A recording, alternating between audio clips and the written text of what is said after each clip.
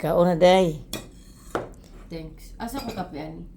Gilutuan jud ka ni mama ni mo og kuan kay pinangga biya kanako. Nga, gi-vlog na po ko. Pinangga ka na. Ali na al.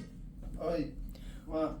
Ay sigli kram og ingon vlog kamaayo na lang ana mo ginikanan giatiman kay labi sa wala. Mura po nang gi. Kami sa una. Di gimi ka kaon ag turon buntag sayo kay bahaw ra gyud tinugong. Kaon na day Grace. Ayaw pagkuan-kuan, ayaw pagbutang og kuan Grace. Kaon na dira. Al. Oy. Pangaon mo kay nagkay ang atong balay. Oh, Bitaw hugaw kayo. Panglimpyo mo taon. Uy, susambot. Mabuang ko bayot. So, mga kapobre. Mga kapobre.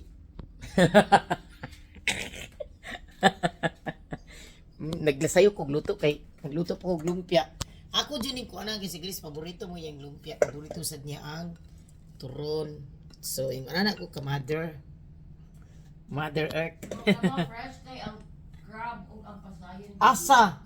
Di na blend juice nga. Press na press cute. Fresh jud kay pero tira. Mao dito pagkaon ko gabi wa jud baho niya lami jud. Fresh kayo. Fresh daw ang ano. Nikaon na akong Grace tanawong naong press na press kay perting tuga. May na lang mga kapobre mabawi-bawi na ako akong pagsakripisyo nila nga pila ka tuig wala ba.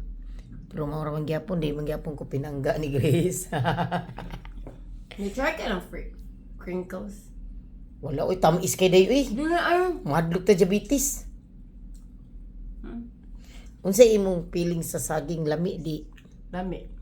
Thank Karon you. kay perfect. Oh? Kay walay sugar sa sud, wala siya ni mali magutay mo pagka ni agi. Wala ni dikit?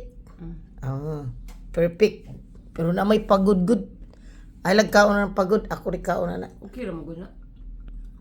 Mga kapobre, mga utag saging day. Oh, turon day. Oh. Turon. Si Grace dera. Si Grace. Mao na si Grace ha.